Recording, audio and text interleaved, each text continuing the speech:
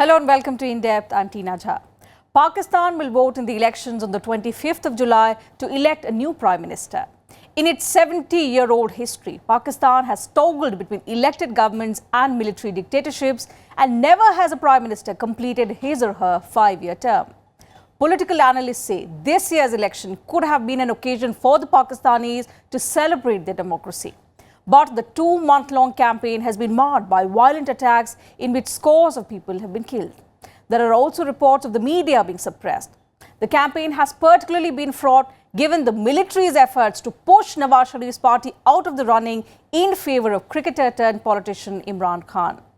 So is Pakistan's dream of undiluted democracy receding again? What are the other dominant issues this election, and what is at stake in the neighbourhood? Let's take a look in today's In Depth.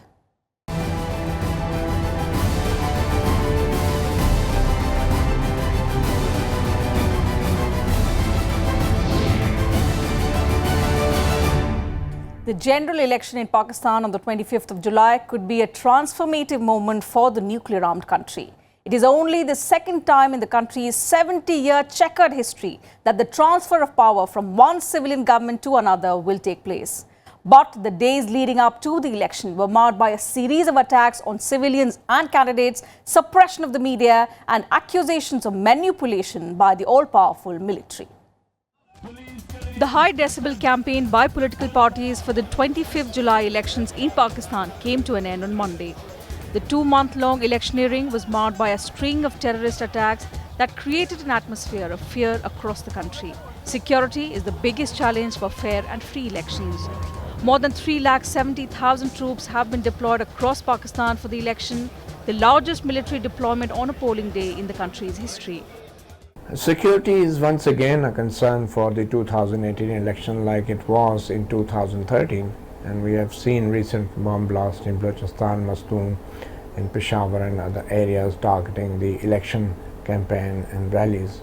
So security is definitely a major concern, and that also is a reason and an argument being given for deployment of over 3,500,000 military soldiers on the polling day to ensure the security. Allegations of military's influence have also cast a shadow over the elections. Particularly after the arrest of Nawaz Sharif, there have been widespread accusations of the army sidelining candidates who are out of their favour, censoring media outlets and crushing the country's judiciary. Well, the army's role is all important. It is influencing the poll in many ways, apart from the responsibility that they have been given to maintain law and order. They are in a position to influence or browbeat any political upsurge that may benefit from the grassroots level to a particular political party, which they would not be wanting. More than 100 parties have faced more than 12,500 candidates for the national and the 4 provincial assembly elections being held on the same day. But the real battle for power is among the 3 major political parties: Imran Khan's Pakistan Tehreek-e-Insaf, Bilawal Bhutto Zardari's Pakistan People's Party, and Shahbaz Sharif's Pakistan Muslim League-Nawaz. Analysts expect none of the parties will get clear majority, and some smaller but significantly strong parties and independent candidates are set to play key roles in an expected coalition government. The common man in Pakistan hopes whoever wins brings peace and progress in the country. आपको पता है हमारा मुल्क कितने crisis में, और उम्मीद है कि लोग अच्छे हैं ताकि हमारा मुल्क तरक्की करे और कामयाबी की तरफ गामज़न हो हमारा मुल्क। जो भी आएगा पाकिस्तान के लिए अच्छा करेगा और हमारा पाकिस्तान वर्ल्ड में आगे तरक्की करेगा। वैसे ही क्राइसिस में चल रहा है हमारा मुल्क, बहुत महंगाई हो रही है, फ्यूल कहाँ पहुँचा है, डॉलर कहाँ पहुँचा है। तो कोई ऐसा नुमाइंदा आए, आवाम उसको ऐसे किसी नुमाइंदे को सिलेक्ट करे जो आगे जाके हमारे मुल्क के लिए बेहतरी हो। If it were to be a free and fair poll giving equal chances to all major political parties, then it would certainly mean a lot for Pakistan. But as things are turning out, there is no level playing field for at least 2 of the 3 major political parties, and the 3rd political party is being facilitated in every which way. So the institutions that control things in Pakistan, namely the army and the judiciary, have ensured that there is a one-sided sort of poll which might benefit only one political party. Close to 46 million young voters are expected to play a pivotal role in determining the outcome of the general elections. A British Council study has found that Pakistan's population of young people is highly conservative, overwhelmingly pessimistic about the future, and has a very low opinion of democracy. But despite its flaws, democracy seems to be the best hope for the over 200 million Pakistanis for whom poverty, soaring inflation, and a jobs crisis are still the primary concerns. Bureau Report, Rajya Sabha TV. More than 100 parties are taking part in the elections this time around in Pakistan, but the real contest is between the three main political parties. And all this amid allegations that the powerful military is interfering in politics and trying to weaken democracy in the country. Here's a closer look at the main actors in the election in Pakistan. 122 parties are fielding candidates in the general elections in Pakistan. The main contestants are the Pakistan Muslim League-Nawaz, former cricketer turned politician Imran Khan's Pakistan Tehreek-e-Insaf, and Bilawal Bhutto Zardari-led Pakistan People's Party. Imran Khan and his party, who are the main challengers to the ruling Pakistan Muslim League-Nawaz. Khan is running on a socially conservative anti-corruption platform. His party's 11-point agenda promises to turn the country into a Naya Pakistan. His rivals attribute his surge in the elections to a backroom deal struck with the military, which they claim has worked to undermine Nawaz Sharif. Khan has denied the accusation. The 65-year-old has held a seat in the National Assembly for 5 years, but has never run a government. Many independent candidates are expected to join his party, the Pakistan Tehreek-e-Insaf, if it wins.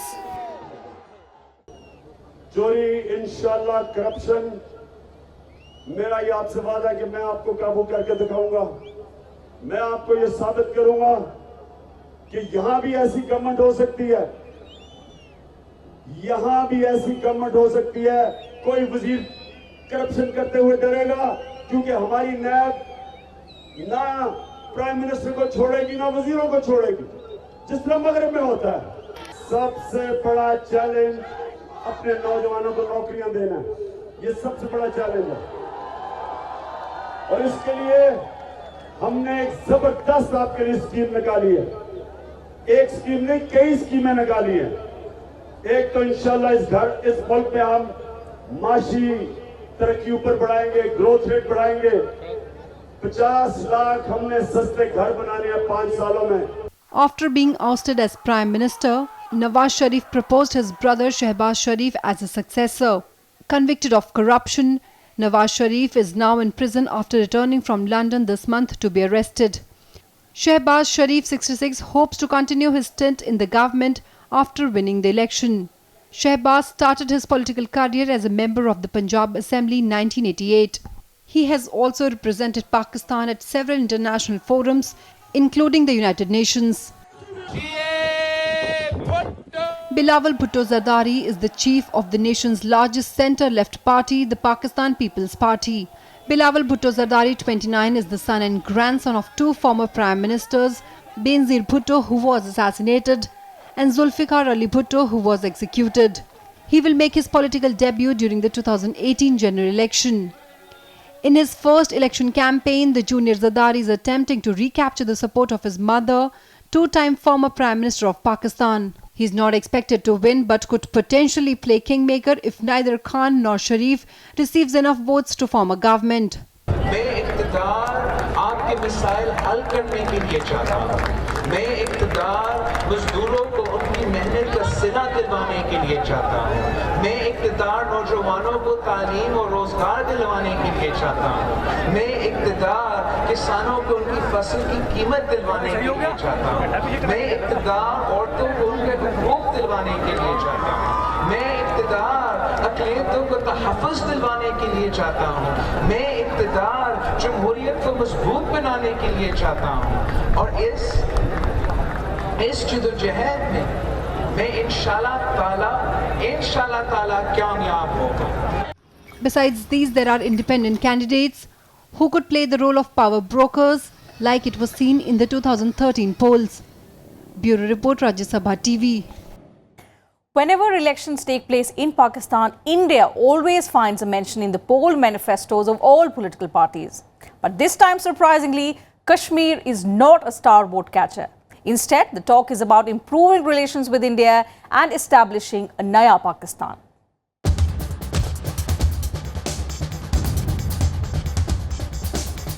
General elections in Pakistan invariably center around India as an election issue, and Kashmir plays a very big part.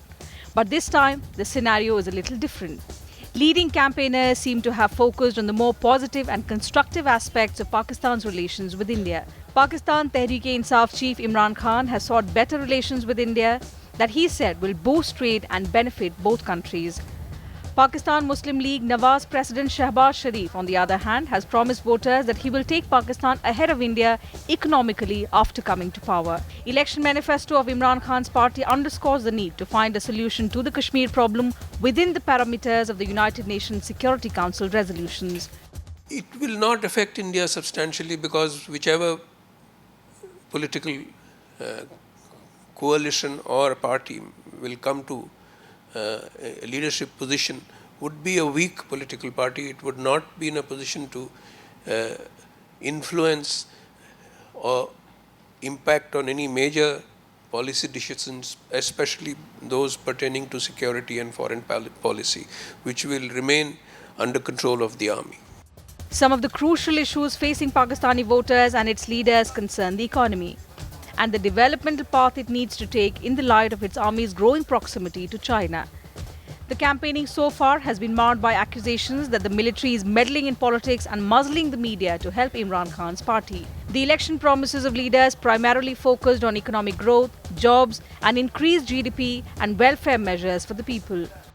Corruption has become a very, very big issue, largely because of the campaign that was run by Imran Khan's party.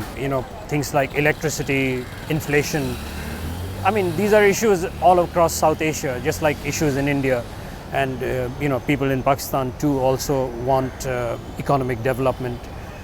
Security, both terrorism related and related to the situation in Afghanistan is also a key issue. Corruption and law and order have always been big issues in the elections. It has also posed the question whether democracy in Pakistan will survive the efforts of extremist candidates who are trying to enter the mainstream in support of militancy. Also, whether the army and the courts will be able to remain impartial and objective. Finally, will Pakistan be able to provide opportunity for its own people, including a growing class of young and educated Pakistanis? Bureau Report, Rajya Sabha TV. Time for a very short break on the program. We'll be right back.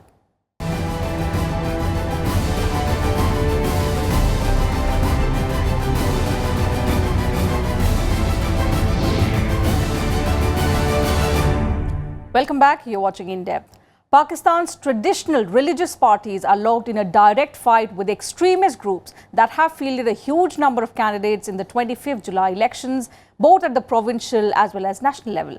While Pakistan has always had Islamist parties, the new entrants are notable for their alleged links to militants and their rhetorical attacks on mainstream politicians' piety or patriotism. Pakistan's politics has always been polarized between the civil and the military leaders. But in these elections, the traditional parties have a fight on their hands, with groups linked to terrorists and jihadi outfits also joining the fray. These parties have fielded a huge number of candidates for the July 25th elections at the provincial and national level. These parties include the banned Jamaat-ud-Dawa's political wing that has fielded an unprecedented 460 candidates.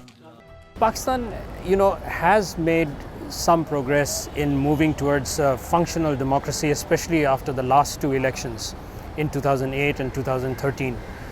Two democratically elected governments have completed their terms, and there were a lot of expectations that this year's election would strengthen democracy even further. But there have been certain developments in Pakistan over the past year which don't augur very well for democracy. According to the Election Commission of Pakistan, over 460 aspirants have been fielded separately by MMA, Tehreek-e-Labbaik Pakistan, Hafiz Saeed-led JUD's political wing, Milli Muslim League, backed Allah-o-Akbar Tehreek and other small entities. These candidates could play a decisive role in the victory and defeat of Pakistan Muslim League-Nawaz, Pakistan Tehreek-e-Insaf and PPP candidates on a number of seats. Yes, many of them are contesting these elections as members of various fundamentalist parties. They have been allowed to do so. Although the main political party set up by Hafiz Saeed has been disqualified, but the candidates are there. And if they win the elections, then we can be sure that relations will be even more seriously impacted than they already have been so far.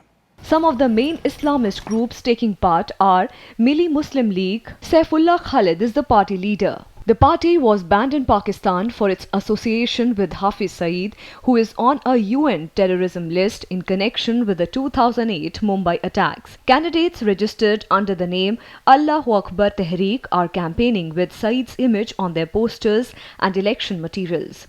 MML has fielded 260 candidates, 73 for National Assembly and the rest for provincial assemblies. Tehreek-e-Labbaik Pakistan. Khadim Hussain Rizvi is the party leader. It is registered with Election Commission. TLP has fielded 566 candidates, 178 for the National Assembly and rest for the provincial assemblies. Ahl-e-Sunnat wal Jamaat. Maulana Muhammad Ahmad Ludhianvi is the party leader. It is banned for being the political wing of sectarian militant group Lashkar-e-Jhangvi, which has been allied with Al-Qaeda and Daesh and responsible for the killing of hundreds of minority Shiite Muslims. Candidates are running under the name of Pakistan Rah-e-Haq Party or as independents. It has fielded more than 150 candidates. Mutahida Majlis-e-Amal, Maulana Fazlur Rahman, Shiraz-ul-Haq and Allama Sajid Naqvi are the party leaders. Most of the parties in the religious alliance are long established and legally registered with the Election Commission, except for the Shiite Tehreek-e-Islami, which is a new name for the band Tehreek-e-Zafriya Pakistan. It has fielded 595 candidates. For the National Assembly, there are 191 and the rest are for the provincial assemblies. Pakistan is set to see its second ever democratic transition of power without a military rule in between. The nation will elect a new government on 25th July after the last democratically elected government completed its full term on 31st May. Bureau Report, Rajya Sabha TV. So voting for 849 general seats of the National Assembly and 4 provincial assemblies will take place on the 25th of July. More than 85,000 polling stations have been set up. The voting will start at 8 a.m. and will continue till 6 p.m. The counting will be done on the spot and results will be announced within 24 hours after the polling. A record 171 women candidates are in the fray in the Pakistan elections this time.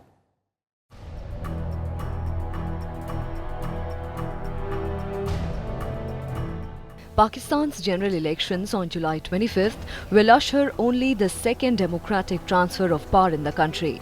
The first was in 2013 when a democratically elected government passed the baton to another. This was when the PML-N emerged as the largest party and its leader Nawaz Sharif took oath as the Prime Minister of Pakistan. This would be only the second time that normal political transition after full 5 years would be taking place. So Pakistan would have moved slowly but stutteringly towards a democracy, a full-fledged democracy. But unfortunately, it's not going to be like that. It's going to be a more controlled process where only a facade of democracy would be put in place. This time, 10 crore 59 lakh voters will cast their votes in the country, that is 0.23% more than last time. Polling will be held for 849 general seats of Pakistan's national and provincial assemblies. 11,855 candidates are in the fray. Pakistan's National Assembly has 342 members, 272 are directly elected. 60 seats are reserved for women and 10 for religious minorities. Direct elections are not held for the seats reserved for women and religious minorities. The seats are allotted to the political parties according to proportional representation. As many of 3,459 candidates will contest the 272 seats. 171 women candidates are also in the fray. Under the Election Act of 2017, every party fields women candidates on at least 5% general seats for National Assembly. 8,396 candidates are contesting for 577 general seats of Pakistan's 4 provincial assemblies of Pakistan, Sindh, Balochistan and Khyber Pakhtunkhwa. Punjab province is considered the epicenter of Pakistan's politics. Out of 272 seats of the National Assembly, 141 seats or 51.83% of total seats are in Punjab province. 6.67 crore or 63% of the total voters in Pakistan are also in Punjab province. Chiefs of the 3 biggest political parties in Pakistan, PML-N, PPP and PTI are contesting from Punjab. 6 out of 10 Prime Ministers in Pakistan have been from Punjab. Interestingly, stalwarts of all big political parties are contesting on more than one seat. PML-N chief Nawaz Sharif is contesting from 4 constituencies in 3 provinces, Lahore, Dera Ghazi Khan, Karachi and Swat. PPP Bilawal Bhutto Zardari is contesting on 3 seats of Malkand, Lahore and Larkana. Pakistan Tehreek-e-Insaf's Imran Khan is contesting from 5 seats including Banu, Islamabad, Miawali, Lahore and Karachi. Bureau Report, Rajya Sabha TV.